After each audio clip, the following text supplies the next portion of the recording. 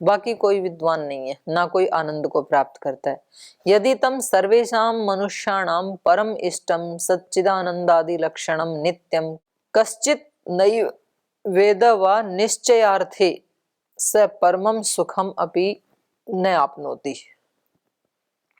यदि तम सर्वेषां मनुष्याणां परम इष्टम, सब मनुष्यों का जो परम इष्ट है परमात्मा, उसको यदि, और वो कैसा है, सच्चिदानंद आदि लक्षणम, सच्चित आनंद आदि जो उसके लक्षण है, उस परमेश्वर को, नित्यम, उस नित्य को, कश्चित नैव वेद, यदि कोई नहीं जानता है, उस ईश्वर को यदि नहीं जानता है, तो निश्चयार्थे, निश्चित अर्थ में कहा जा रहा है, स परमम सुखम अपि न आपनोति, तो वो परम सुख को तो प्राप्त नहीं करेगा। छोटे मोटे सुख तो मिल जाते हैं, पर परम सुख कब मिलेगा?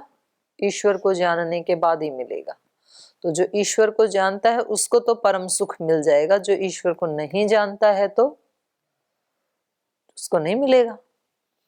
तो महर्षि दयानंद दोनों तरफ की बात करते हैं, जानेगा तो ऐसा होगा, नहीं जानेगा तो ऐसा नहीं होगा, साथ ही बोल देते हैं। जो उस ईश्वर को जानता है उसको परम आनंद की प्राप्ति होती है, जो नहीं जानता है तो उसको परम सुख की प्राप्ति नहीं होती है। दीदी इसमें तो जो जगत का कारण भी विद्यमान नहीं था, जैसे बोल रहे हैं कि जगत का जो कारण जो बोल रहे हैं वो भी नहीं था, कह रहे हैं, तो फिर तो ईश्वर के सामर्थ्य में था वो, तो अलग से नहीं था कोई परमाणु रूप में। तो फिर तो ये हम उसको, जैसे हम निमित्त कारण जो मानते हैं, तो उसको उपादान कारण मान लेंगे फिर तो। नहीं, उसके अंदर जो है वो उसका स्वरूप उसका नहीं वो है। सामर्थ्य ही मान लेंगे कि वो उत्पन्न कर देगा, वो कोई कारण को लेके नहीं करेगा वो है?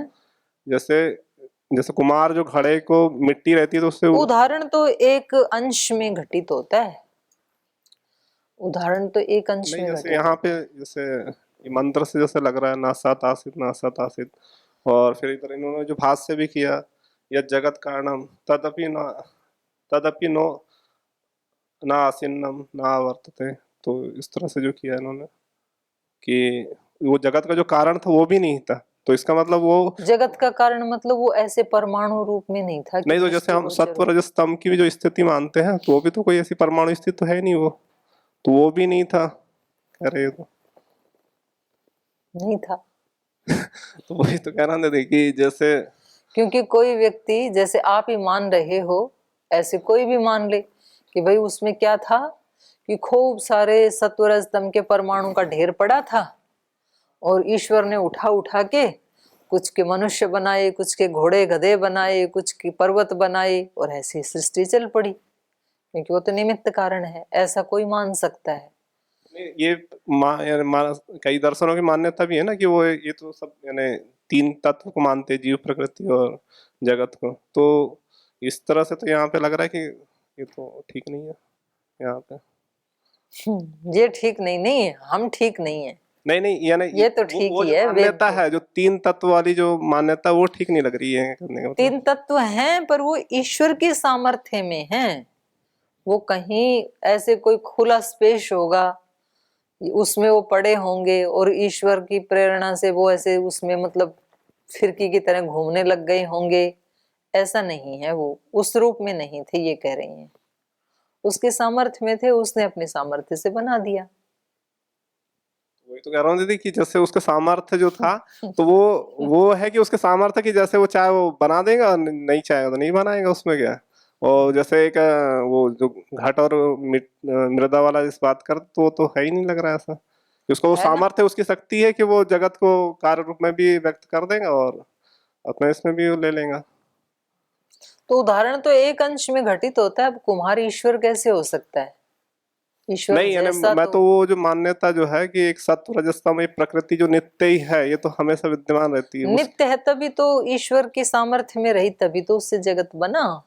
तो ये नित्य तो है। ये तो नहीं है कह रहे हो तुम, भाष्य में भी वो जो व्याख्या की उन्होंने उसमें मना कर रहे हैं। ये ऐसा ही है जैसे आपने एक घड़ा बनाया और वो घड़ा टूट गया, और टूट के उसका चूर्ण होके वो भी उड़ गया, तो घड़ा अब क्या हो गया? बिल्कुल ही नष्ट हो गया। पर घड़े को बनाने की सामर्थ्य तो है ना आप में, तो आप फिर ले आओगे मिट्टी, फिर बना दोगे। ऐसे सामर्थ्य में रहता है। तो वो जो सामर्थ्य है आपकी, उसको कोई देखना चाहिए तो क्या वो उसको कोई देख सकता है? आपके उस टैलेंट को कोई देख सकता है क्या?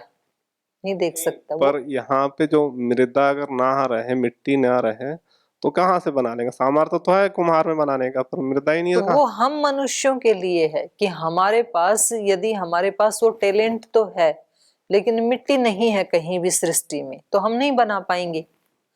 तो ईश्वर के अंदर वो सामर्थ्य भी है। वो जो सामर्थ्य है वो भी ईश्वर में ही रहती है। तो हम ईश्वर को कोई मनुष्य ना समझें। एक्चुअली हम ईश्वर को क्या समझ रहे हैं? हमारे जैसा कोई मनुष्य है। तो जैसे हमारे अंदर मिट्टी नहीं रह सकती है, घड़ा बनाने की नॉलेज तो रह सकती है, पर मिट्टी तो नहीं ना रह सकती, वो तो कहीं बाहर ही रहेगी ना, रॉ मटेरियल। तो ऐसे ही हम सोच रहे हैं कि ईश्वर में ये रॉ मटेरियल कैसे रह सकता है। तो मैं आपसे पूछती हूँ कि ईश्वर में जब अब ये बनी बनाई सारी सृष्टि रह रही है, तो रॉ मटेरियल को सूक्ष्म रूप में रहने में दिक्कत क्या है? जिस ईश्वर में ये इतनी विराट भारी भरखम सूर्य चंद्र पृथ्वी, इतने बड़े बड़े सागर, वो जब उसमें अभी वर्तमान है, उसमें रह सकते हैं, तो सूक्ष्म रूप में रहने में तो बिल्कुल ही दिक्कत नहीं है। रहने में दिक्कत नहीं है, पर ये निषेध कर रहे हैं ना, इसलिए कह रहा हूँ।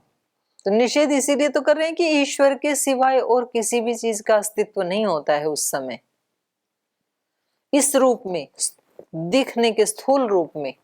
अतीव सूक्ष्म रूप में तो होता है। जैसे इस समय दिख रही है ना, अभी ईश्वर में है लेकिन दृष्टिगोचर तो हो रही है अभी, लेकिन उस समय में ऐसे दृष्टिगोचर होने के लिए कुछ भी नहीं मिलेगा आपको। इसमें यदि उपादान कारण मान लेंगे तो क्या दिक्कत होगी तुम्हें? किसको? परमात्मा को। तो वो तो पूरा वेदांत में चला ही है। उपादान कारण मानोगे तो उसमें क्या क्या दोष आएंगे, कितना लंबा प्रसंग, पूरा वेदांत इसी पे तो चलते हैं। तो उसमें तो दो मान्यता भी है, दो तीन मान्यता अलग अलग है। ना ना, तो वो सारे दोष आएंगे, सांख्य में भी है, वेदांत में भी है। इसके अनुसार तो यानी जो कह रहे हैं उनकी कुछ जो मानते हैं वो भी सही है, मैं माने वो भी ठीक है, दोस्त आ सकते हैं। ईश्वर उपादान कारण है नहीं ना, क्योंकि ईश्वर अगर जैसे उसका उपादान कारण मानेंगे तो ईश्वर भी अनित्य हो जाएगा। सामर्थ्य को लेके, अगर उसको सामर्थ्य है उसका कि वो उत्पत्ति कर देगा, सामर्थ्य बिना है, कारण पर के भी कर उसका देगा। स्वरूप यदि मानोगे तो अनित्य नहीं हो जाएगा ईश्वर?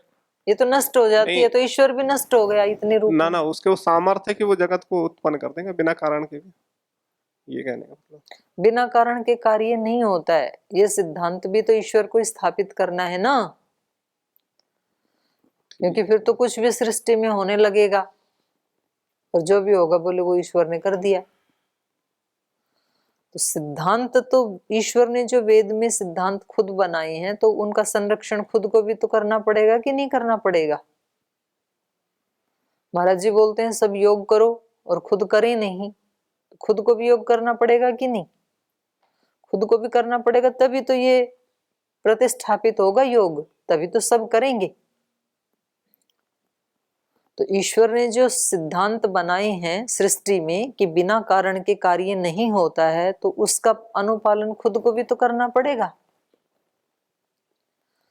तो वो ईश्वर की सामर्थ्य में तो रहता है, पर अतीव सूक्ष्म रूप में रहता है, तो देखने के लिए ऐसे कुछ भी नहीं मिलेगा उस समय, और कोई देखने वाला भी नहीं है। देखेगा कौन उसको? आपको क्या लगता है कि आप उस समय देख लोगे कि ये बजरी पड़ी है, ये सत्वरज स्तंभ के परमाणु का ढेर पड़ा हुआ है, इसे देखेगा कौन उसको?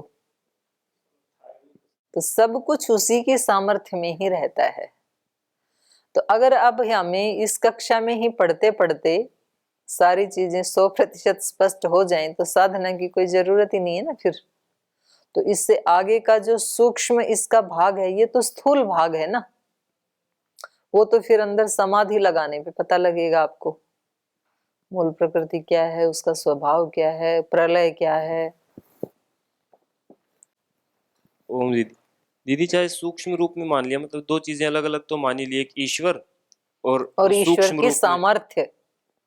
जैसे पतंजलि योगपीठ महाराज जी का जैसे सामर्थ्य है, ऐसे कर लेते हैं ईश्वर का सामर्थ्य है, और जो बाकी चीजें सूक्ष्म रूप में प्रकृति, दो चीजें अलग अलग हो गई। हाँ, तो वही इसका सर्वाध्यक्ष है, परमेश्वर ही। हे मित्र, हे जीव, तम यो वेद स विद्वान परम आनंदम आपनोति। इसको जो जानता है वही विद्वान है, वही परम आनंद को प्राप्त करता है। यदि तम सर्वेषां मनुष्याणाम परम इष्टम, यदि उसको सर्वेषां मनुष्याणाम परम इष्टम परमेश्वरम सच्चिदानंदादि लक्षणम नित्यम कश्चित नैव वेद, यदि उसको कोई नहीं जानता है, और नैव वेद व निश्चयार्थी, ये नैव एव लगा दिया ना, तो ये निश्चित अर्थ में है, अर्थात निश्चित रूप से यदि कोई उसको नहीं जानता है तो परमम सुखम अपि न आपनोति, वह परम सुख को प्राप्त नहीं कर सकता है। तो निश्चित कर दिया, ये परम सुख को कौन प्राप्त करेगा? जो उसको जानेगा। जो उसको नहीं जानेगा वो परम सुख को तो प्राप्त नहीं कर सकता, बाकी छोटे मोटे सुख को प्राप्त कर सकता है। सृष्टि की रचना कैसे हुई, उसी से संबंधित एक और प्रमाण दे रहे हैं ऋग्वेद का।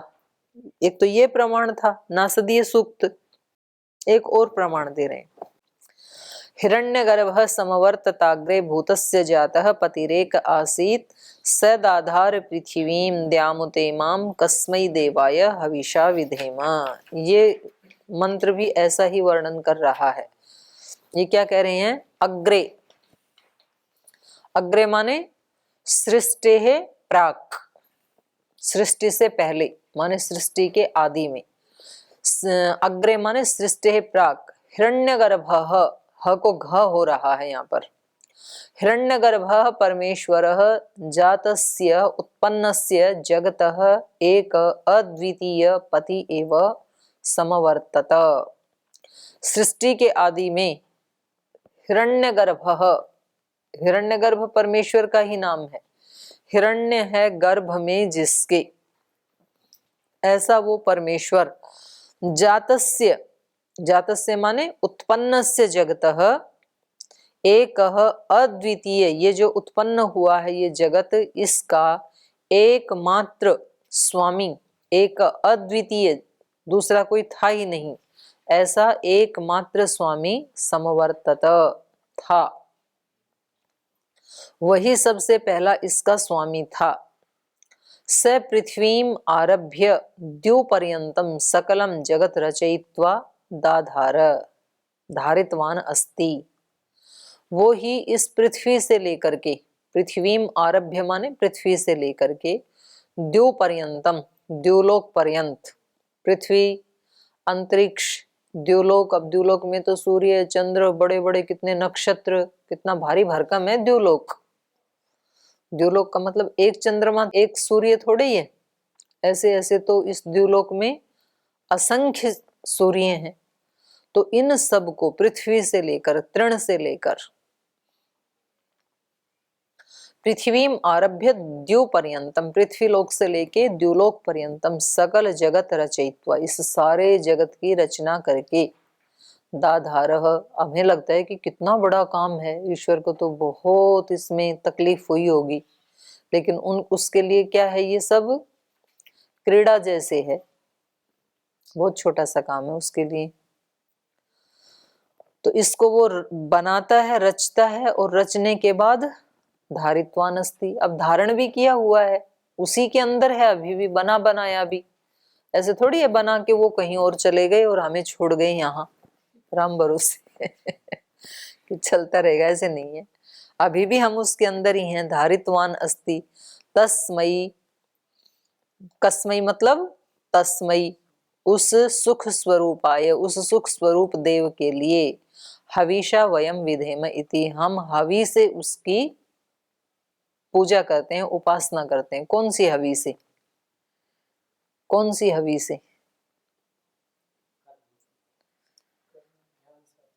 इडली बना के थोड़ी उपासना करते हैं उसको, उसमें डालते हैं हवन कुंड में। हवि का मतलब हवि ऐसे ही बनाई जाती है बड़े याग में, और चावल आदि से पुरोडाश जिसको कहते हैं वो डाला जाता है। तो यहाँ हवि का मतलब है हमारे जो कर्तव्य कर्म है उनके द्वारा। हविषा विधेम माने हमारे जो कर्तव्य कर्म है उसके द्वारा हम उसकी पूजा करते हैं। जो गीता में कहा स्वकर्मणा तम अभ्यर्च्य, सिद्धिम विंदति मानव, मनुष्य सिद्धि को कब प्राप्त करता है? जब अपने कर्मों से उसकी पूजा करता है। सामग्री से पूजा करेगा तो सिद्धि नहीं मिलेगी। किसी फल फूल से, दूध से, घंटी बजा के, दीपक जला के, यज्ञ करके जब तक पूजा करेगा तब तक व्यक्ति का चित्त तो शुद्ध हो सकता है, सिद्धि प्राप्त नहीं होगी। सिद्धि प्राप्त कब होगी?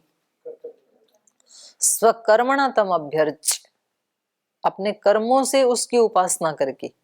क्योंकि ये सारे कर्म हमें एक ऐसी एनर्जी देते हैं, एक ऐसी सात्विक शक्ति देते हैं जिससे कि हम अपने कर्मों को पूजा बना सकें, अपने कर्मों से उसकी अर्चना कर सकें। क्योंकि गीता का श्लोक खुद ही कह रहा है कि हमारे कर्म कैसे हो सकते हैं? अर्चना स्वरूप हो सकते हैं, यज्ञ स्वरूप हो सकते हैं, पूजा स्वरूप हो सकते हैं, तब सिद्धि मिलेगी। नहीं तो सुबह शाम हम पूजा अर्चना तो कर लेते हैं, लेकिन कर्म हमारे परिष्कृत नहीं होते हैं। कर्म करते समय हम भूल ही जाते हैं ईश्वर को। याद आता है जब हम पूजा करने के लिए जाते हैं यज्ञशाला में या मंदिर में या अपने आसन पे बैठते हैं ध्यान के लिए, तब ईश्वर याद आता है। काम करते समय याद ही नहीं आता है। तो कह रहे हैं तब फिर अभी आप दूर हैं। आप अत्यंत निकट कब हो जाएंगे? जब हमारे कर्म भी क्या बन जाएंगे? पूजा ही बन जाएंगे।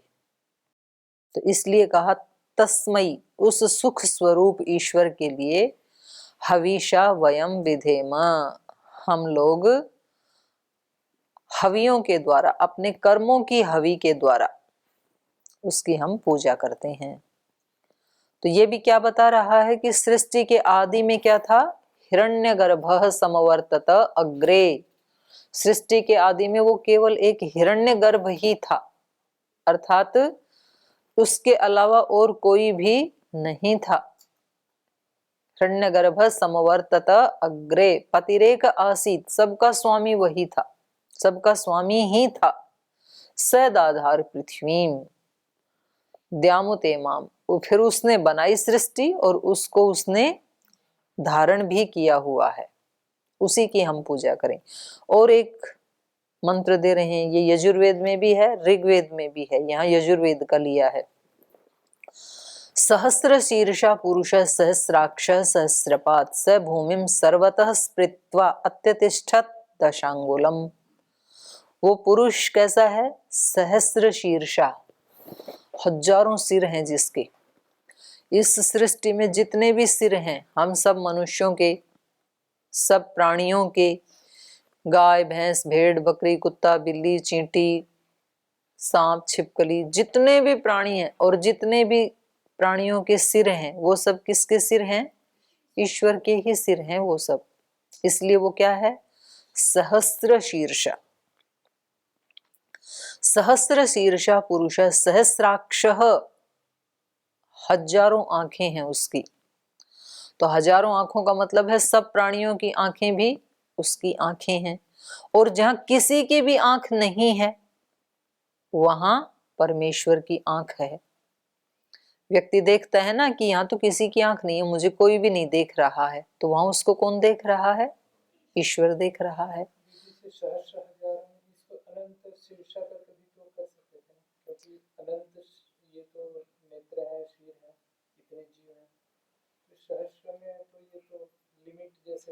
नहीं, लिमिट नहीं है, ये भाषा का सौंदर्य है अपना।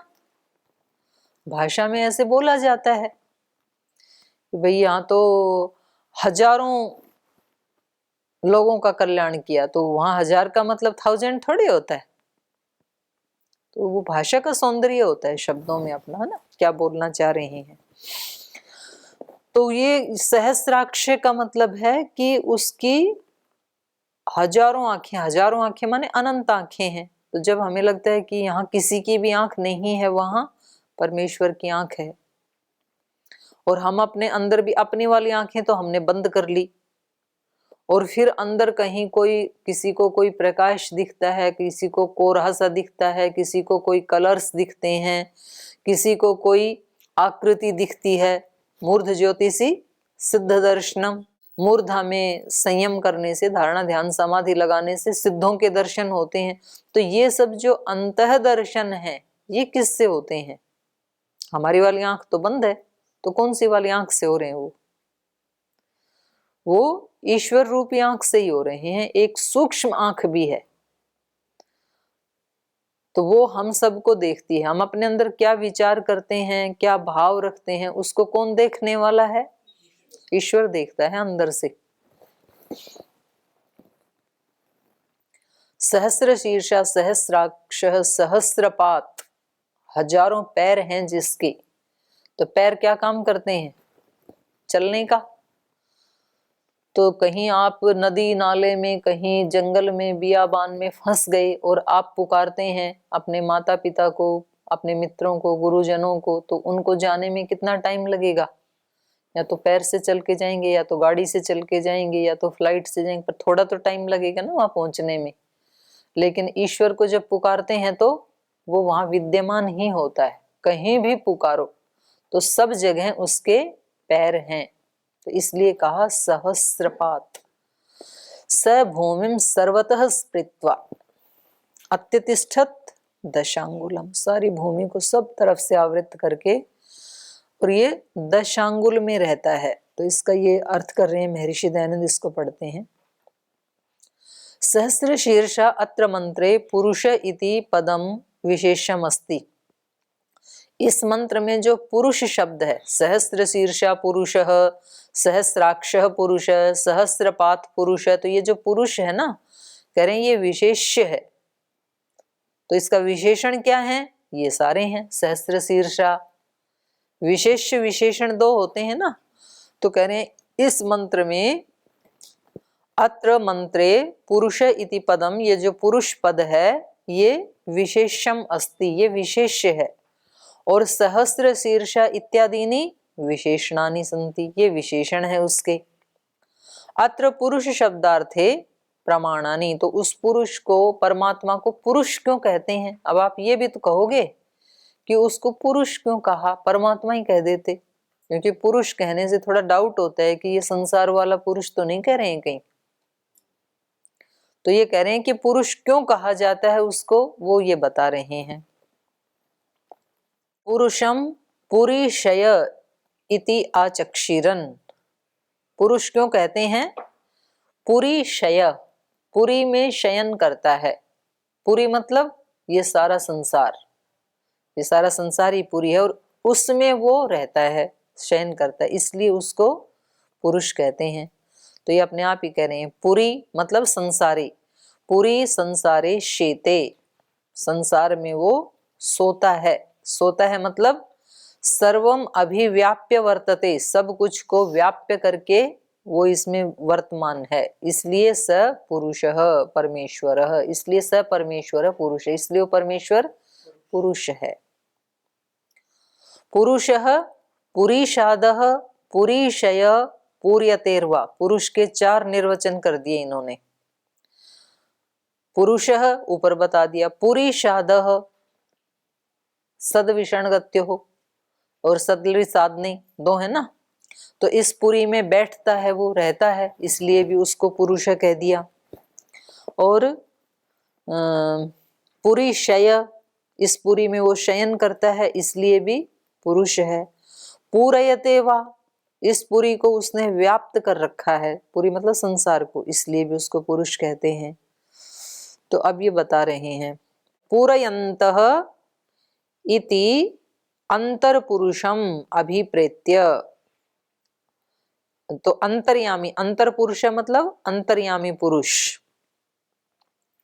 पूरयन्तः इति अंतर पुरुषम अभिप्रेत्य, अंतः पुरुष को अभिप्रेत करके, अर्थात यस्मात् परम न अपरम अस्ति, जिससे अलग कोई दूसरा नहीं है। किंचित यस्मात् न अणियो न ज्यायो अस्ति किंचित, ना तो उससे कोई सूक्ष्म है और ना तो उससे कोई महान है। कोई कितना सूक्ष्म हो सकता है, वो उससे भी ज्यादा सूक्ष्म है। और कोई वस्तु कितनी महान हो सकती है, परमात्मा उन सब से महान है। तो महान कहते ही हमारे सामने क्या आते हैं? सूर्य जैसे स्टार आदि आते हैं, या कोई हिमालय जैसे पर्वत आदि ये आते हैं, वो उनसे भी महान है। और सूक्ष्म कहने से हमारे सामने क्या आता है? अणु परमाणु, वो परमाणु से भी सूक्ष्म है। न किंचित अस्मात् अणियो न ज्यायो अस्ति किंचित, वृक्ष इव स्तब्धो दिवि तिष्ठति। वृक्ष के समान स्तब्ध, स्तब्ध मतलब स्थिर, उसमें कोई हलचल नहीं है। जैसे वृक्ष में हलचल नहीं होती है ना, एक तने, ये ऊपर जो डाली हैं, पत्ते हैं, उनमें तो हलचल होती है, पर जो वृक्ष का जो तना है, मूल, उसमें कोई हलचल नहीं होती है। वो कैसा होता है? निष्कंप होता है। वृक्ष इव स्तब्ध दिवि तिष्ठति, वो इस सारे द्युलोक में वृक्ष की तरह से स्थिर होकर के रहता है। एकः तेन इदं पूर्णम पुरुषेण सर्वम इत्यपि निगमो भवति, तो वो इस द्युलोक में तिष्ठति रहता है, एक अकेला। तेन इदम, उसी के द्वारा, इदम पूर्णम, ये सारा संसार, पुरुषेण, पुरुषेण माने उस परमात्मा के द्वारा, वो पुरुषयः पुरुषेण, उस परमात्मा के द्वारा ही सर्वम इत्यपि निगमो भवति, ये सब कुछ उसी के द्वारा पूर्ण किया गया है। वो स्वयं भी पूर्ण है, उसके द्वारा ये सारा संपूर्ण जगत भी बनाया गया है, ये भी इसका निगमन है। पूरी सर्वस्मिन् संसारे अभिव्याप्य सीदति वर्तत इति। करें, पूरी का मतलब है सर्वस्मिन् संसारे, इस सारे संसार में, अभिव्याप्य, इसको व्याप्त करके, सीदति, वो रहता है, सीदति माने वर्तते, रहता है। पूरयते वा यह स्वयं परमेश्वर इदं सर्वं स्वस्वरूपेण पूरयति व्याप्नोति तस्मात् स पुरुषः, वो स्वयं, वो जो परमेश्वर है, इस सब को अपने स्वरूप से, पूरयति माने व्याप्नोति, व्याप्त करके रखता है, इसलिए वो पुरुष है। यह जीवस्य अपि अंतर्मध्ये अभिव्याप्य पूरयति तिष्ठति स पुरुषः, जो इस जीव के अंदर भी, बाहर तो है ही है, हमारी आत्मा के अंदर भी, जीवस्य अपि अंतर्मध्य अभिव्याप्य पूरयति, उसके अंदर रह करके जो तिष्ठति, विद्यमान है, वो पुरुष है। तम अंतर पुरुषम अंतर्यामिनम परमेश्वरम अभिप्रेत्य य मृक् प्रवृत्ता अस्ति। तो इसको कल पढ़ेंगे, आज यहीं विराम देते हैं।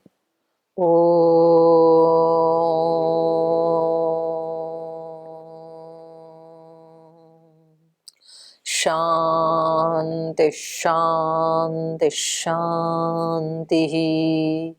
श्री गुरुभ्यो नमः।